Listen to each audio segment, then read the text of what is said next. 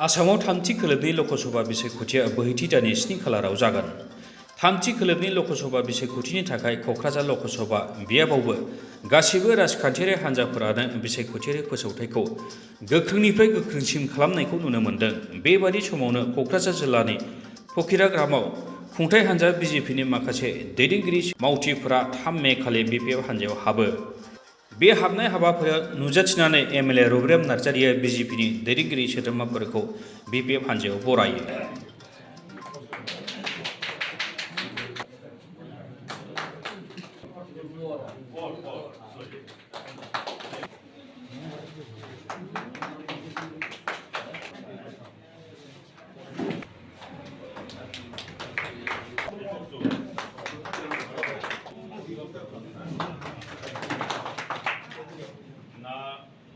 Narayan was yes sir. Thank you. We will put number.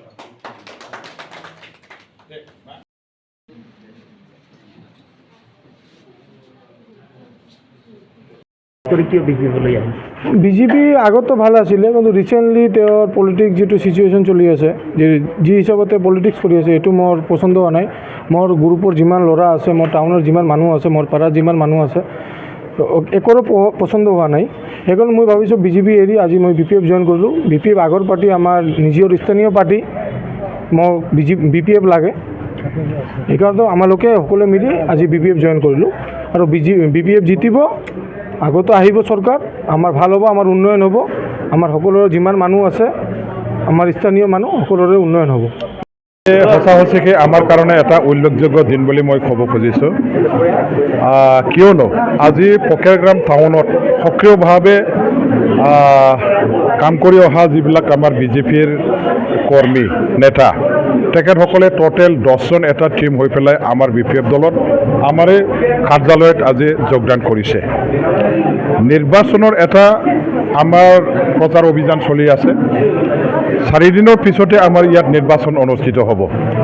এইখিনি সময়ত আজি আমাৰ 10জন বিজেপিৰ শক্তিশালী নেতা কৰ্মীসকলে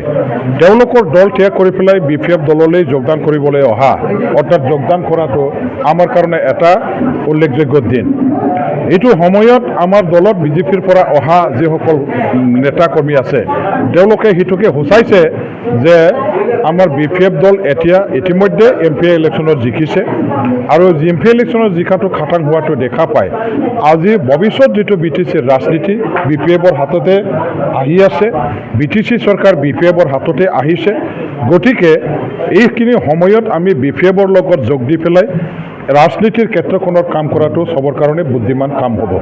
আৰু সেইখিনি তেখেতসকলে আজি অনুভৱ কৰিছে আৰু বিজেপি দলটো ত্যাগ কৰি আমাৰ দললৈ আহিছে। আপোনাসকলে চাওক, বৰ্তমান বিপিএফ দল চৰকাৰত নাই, বিৰোধী দল হিচাপে আমি আছোঁ। কিন্তু চৰকাৰ চলি থকা এই আমাৰ সময়ছোৱাত বিজেপি আৰু ইউপিপিএলৰ নেতৃত্বাধীন যিটো বিটিচি চৰকাৰ আছে, তেওঁলোকৰ দলটো ত্যাগ কৰি আজি বিপিএফ দললৈ অহাৰ অৰ্থ এইটোকে বুজাইছে যে বিপিএফ দল এতিয়া চৰকাৰত আহি আছে, ইউপিপিএলৰ নেতৃত্বাধীন সন্মিলিত চৰকাৰ আকৌ বিটিচিত নাহে। চৰকাৰ ভৱিষ্যতত যদি বিটিচিত হয় বিপিএফৰে হ'ব। আৰু এতিয়া আমাৰ যিসকল দল কৰা বিভিন্ন দলত থাকি পেলাই কাম কৰি আছে, তেখেতসকলে ইয়াৰ কাৰণে বিপিএফ দলৰ লগত সংযোগ হৈ বিপিএফ দলৰ লগত থাকি পেলাই বিপিএফ দলৰ এজন কৰ্মী নেতা হিচাপে ৰাইজৰ মাজত কাম কৰি নিজৰ অঞ্চলৰ সামগ্ৰিক উন্নয়নৰ এইবিলাক আমাৰ যিটো গভৰ্ণমেণ্ট ভাৰতীয়ৰ পৰা যিটো প্ৰক্ৰিয়া বা প্ৰচেষ্টা হাতত লোৱা হ'ব, তাত জড়িত হৈ পেলাই ৰাইজক সেৱা কৰিবৰ কাৰণে আগবাঢ়ি অহাটো তেওঁলোকৰ চবৰ কাৰণে দায়িত্ব, কৰ্তব্য আৰু ৰাজনীতি কৰাৰ মূল উদ্দেশ্য। আৰু সেইখিনি আশা ৰাখি আজি আমাৰ বিজেপিৰ 10জন কৰ্মী নেতাসকলে তেওঁলোকে আমাৰ বিপিএফ দলত যোগদান কৰিছে। তেখেতসকল অহাৰ পাছত মই ক'ব খোজোঁ বিজেপিৰ শক্তি যথেষ্ট হ্ৰাস পাইছে, আৰু বিপিএফ দলৰ ফকিৰাগ্ৰাম টাউনত আমাৰ শক্তিটো যথেষ্ট বৃদ্ধি পাইছে। ফকিৰাগ্ৰাম টাউনত কাম কৰি অহা আমাৰ ইউপিপিএল বা বিজেপি দলৰ ভালেখিনি কৰ্মীবিলাকে আগতো জইন কৰিছিলে, এতিয়াও জইন কৰিছে আৰু ভৱিষ্যতো জইন কৰিব। ইয়াৰ এটা আমাৰ দৃঢ় বিশ্বাস, কিয়নো এতিয়া বিজেপি আৰু ইউপিপিএল নেতৃত্বাধীন চৰকাৰখনে ৰাইজৰ কাৰণে ভাল চৰকাৰ ডেলিভাৰ কৰিব পৰা নাই। তেওঁলোকৰ চৰকাৰৰ আমলত বিটিচিত এটা উন্নয়নৰ পেৰালাইজ হৈছে,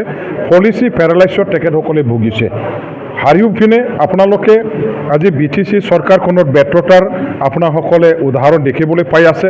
আৰু কোনো চৰকাৰে কাম নকৰাকৈ ইয়াত ক্ষমতা দখল কৰি সৰ্বদিশত ব্যৰ্থতা প্ৰদৰ্শন কৰাটো ৰাইজে গ্ৰহণ কৰিব নোখোজে যাৰ কাৰণে আজি ৰাইজ তেওঁলোকৰ পৰা ওলাই আহিছে আৰু BPFৰ লগত যোগ দিছে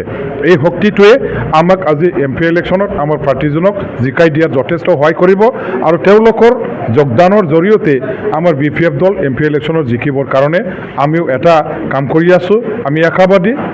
এই আমাৰ BPFৰ যোগদানত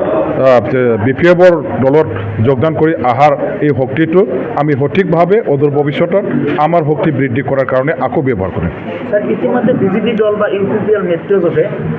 বিভিন্ন ধৰণৰ মন্ত্ৰী আমলা সকলোৱে মানে সমষ্টিত ঘূৰি আছে এই ক্ষেত্ৰত কিবা প্ৰভাৱ পৰিছে নেকি চাওক অসমৰ যিমান মন্ত্ৰী MLA সকল আছে BJPৰ AJPৰ নেতা কৰ্মীসকল আছে তেওঁলোকে দিছপুৰটো থালা বন্ধ কৰি পেলাই কোকৰাঝাৰলৈ নামি পৰিছে জঁপিয়াই পৰিছে কিহৰ কাৰণে মই সেইটো ক'ব খুজিছোঁ BJP AJP দলৰ নেতা কৰ্মী মন্ত্ৰীসকলে MLA সকলে এনে আহিবলৈ বাধ্য হোৱা নাই তেখেতসকলে দিছপুৰত বহি পেলাই অধ্যয়ন কৰিছে ৰাজনীতিকভাৱে তেওঁলোকে ছাৰ্ভে কৰি চাইছে আৰু ৰিপৰ্টত দেখা পাইছে যে কোনো প্ৰকাৰে UPPL জিকিব নোৱাৰে UPPL দলৰ শক্তি ভেটি কহি গৈছে ৰাইজৰ মাজত UPPL দলে সোমাব পৰা নগ'ল ৰাইজে UPPL দলটো নাকচ কৰিছে আৰু ৰাইজৰ ভোট লৈ পেলাই UPPL দলে কোনো প্ৰকাৰে জিকিব নোৱাৰা অৱস্থা আজি চবে দেখা পাই আছে আমাৰ দিছপুৰৰ মন্ত্ৰীসকলে MLA সকলে তেওঁলোকৰ মিত্ৰ দলৰ নেতা কৰ্মীসকলে দেখিবলৈ পাইছে যাৰ কাৰণে আজি শংকিত হৈছে আৰু এই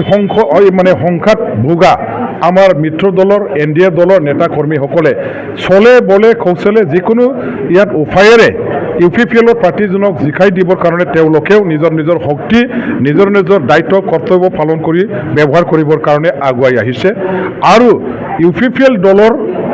কেণ্ডিডেট জনৰ হৈ তেওঁলোকে প্ৰচাৰ অভিযানত নামিছে কিন্তু যিমানে কাম নকৰক যিমানে শক্তি ইয়াত জঁপিয়াই নপৰক যিমানে ইয়াত দলবিলাকে কাম কৰিবলৈ নাহক কিয় গোটেই দিছপুৰটো মেচিনাৰীটো ইয়াত উঠাই আনি ইয়াত দলে বলে কাম কৰিলেও কোনো প্ৰকাৰে UPPL দলৰ প্ৰাৰ্থীজনক তেওঁলোকে জিকাব নোৱাৰে UPPL দলটো তেখেতসকলে ৰক্ষা কৰিব নোৱাৰে UPPL দল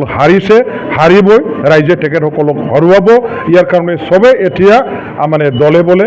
আমাৰ সকলো জাতি জনগোষ্ঠীৰ মানুহবিলাকে কাম কৰি আছে আৰু সেই কথাটো বুজি পাই